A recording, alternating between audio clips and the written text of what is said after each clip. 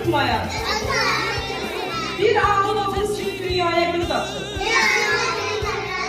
Bir anaya otur olan.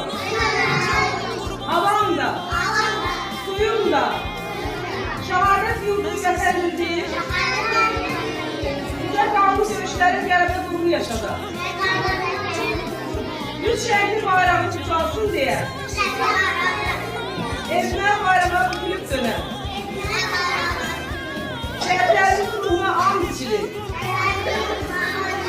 Unutmarım.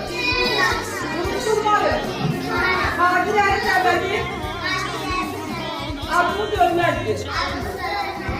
Şəhidlər ölməz, vətən bölünməz. Vətəni vətən edən şəhid qanıdır. İnsanlar yaşayır ölmək üçün, şəhidlər canından geçir, yaşamaq üçün.